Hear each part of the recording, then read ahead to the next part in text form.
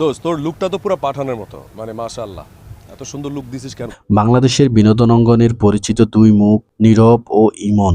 এই দুইজন একসময় নিয়মিত সিনেমা ও নাটকে কাজ করে দর্শকদের নজর কেড়েছিলেন। তবে ২০২৪ সালের গণঅভ্যুত্থানের পর থেকে তাদের উপস্থিতি যেন আগের তুলনায় কমে গেছে, এমন আলোচনা এখন সামাজিক যোগাযোগ মাধ্যমে ঘুরে বেড়াচ্ছে।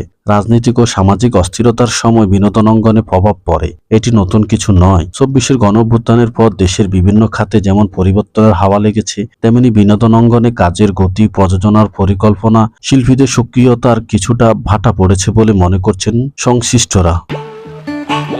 অনেকেই শিল্পী প্রকাশ্যে রাজনৈতিক মন্তব্য থেকে বিরত থাকছেন, আবার কেউ কেউ ব্যক্তিগত কারণে নিজেদের গুটিয়ে নিয়েছেন। নীরব দীর্ঘদিন ধরে বড় পর্দায় কাজ করে আসছেন বাণিজ্যিক ও অ্যাকশনধর্মী ছবিতে, তার উপস্থিতি ছিল চোখে পড়ার মতন। অন্যদিকে ইমনও রোমান্টিক ও পারিবারিক ঘরানার ছবিতে নিজের অবস্থান তৈরি করেছিলেন। তবে সাম্প্রতিক সময় নতুন সিনেমায় মুক্তি বা বড় কোনো ঘোষণা না থাকায় দর্শকদের মধ্যে প্রশ্ন উঠেছে, তারা কি ধীরে ধীরে আড়ালে চলে যাচ্ছেন? তবে চলচ্চিত্র বিশ্লেষকদের মতো হারিয়ে যাওয়া কথাটি আপাতত বলা সময়ের আগে হয়ে যাবে।